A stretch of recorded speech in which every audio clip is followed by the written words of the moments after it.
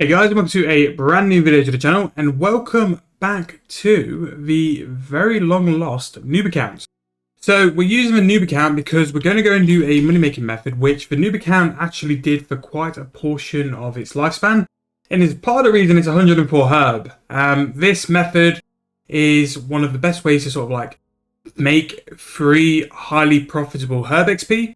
So basically what we're going to be doing in this episode is going to look through the weapon poisons. Now, to do this, we need to have at least started the Watchtower quest to the point we unlock the scavered maps, but you can and you may as well finish the Watchtower quest anyway.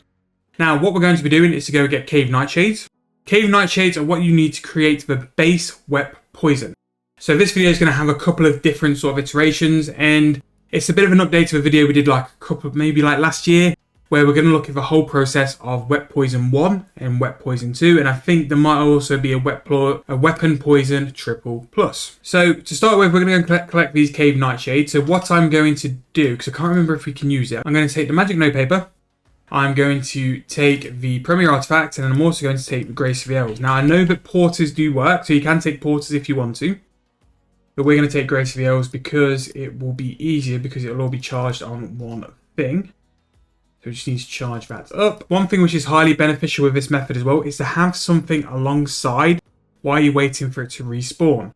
So there's quite a few things I normally do. If there's some items I need to go and disassemble, I'll go and take that, and then I can get some invention components while waiting for things to spawn.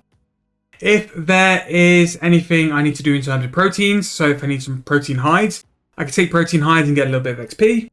If there's things like fruit bats and I want to use my magic notepaper to note the papayas, I can do that. Or if I want to do some enchanting, some alching, anything you can do while stood there to make some profits can be something. But yeah, anything you can do in the meantime while like skilling, anything you can do in the meantime while waiting for the nightshades to spawn, is going to be time well spent, and it just means like you can either get some XP while waiting or make a little bit more profits on the side. One thing I've done quite a lot for this method is enchanting Onyx Bolts. That's the reason my mage level is as high as it is. So what we're going to do now, we're going to go and travel to Yanil via the lodestone, and that's the quickest way to get to the cave we're going to go to.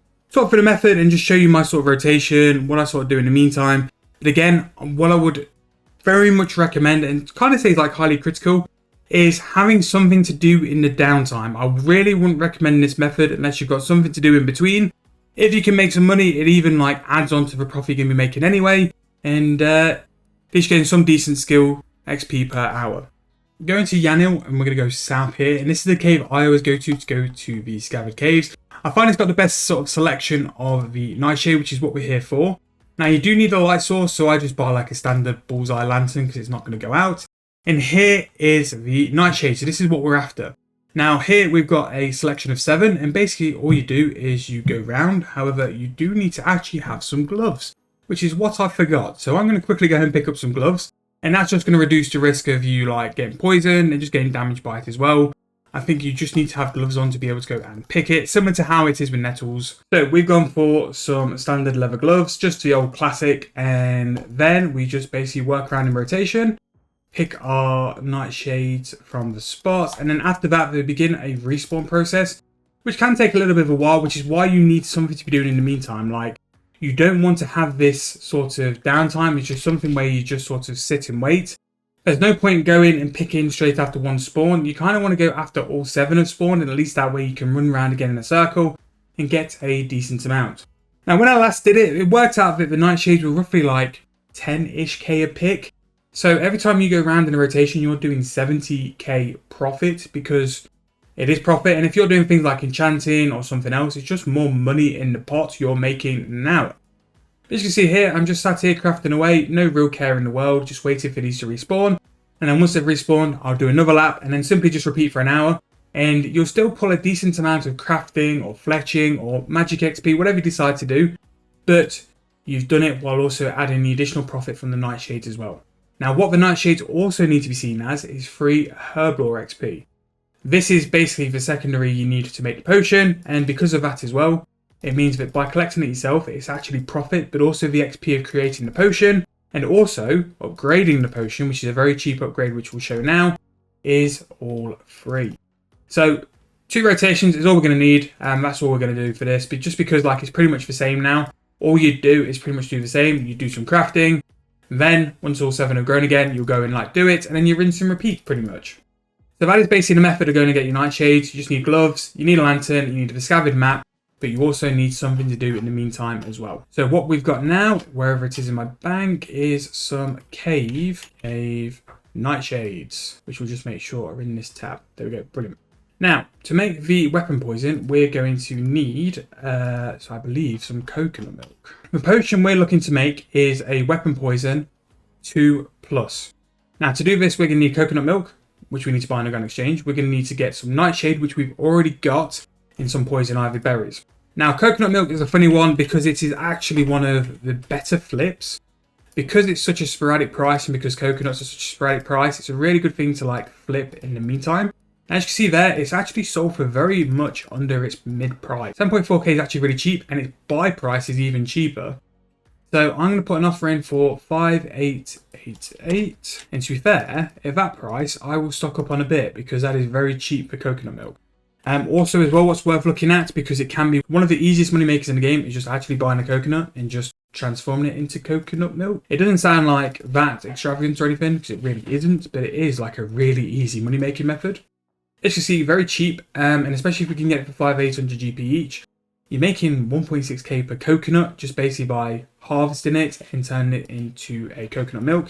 And just to prove how easy that actually is, we'll buy a coconut now, we'll find a vial of water, and then you just break the coconut and you turn it into coconut milk.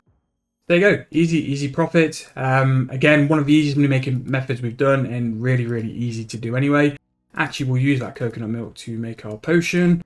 And then the last thing we need to do is to buy some poison ivy berries, which actually isn't too bad. A poison ivy berry, there you go, 600 GP each. So let's go coconut milk off the instant buy price. So let's say 8k for your milk and your berries. If we get one of our nightshades out and we use the nightshade on the potion, we're going to make the weapon poison bracket 3.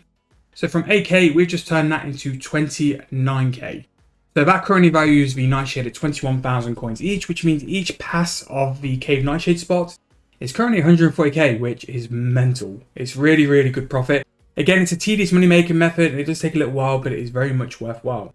So if you have the Herblore level to do, which is actually level 100, again, you could get a boost at portables to do this a lot. Your 2+ wet poison into a 3+ wet poison by just buying a poison slime and a primal extract. Now the benefit to this is for secondaries, these are very cheap. So all in, you're roughly looking at 1.1k, and because you've got so much profit from making your 2-dose weapon poison, the extra Herblore XP from making this is worthwhile. So like for in terms of XP, to make this weapon poison, you're going to get 700 XP.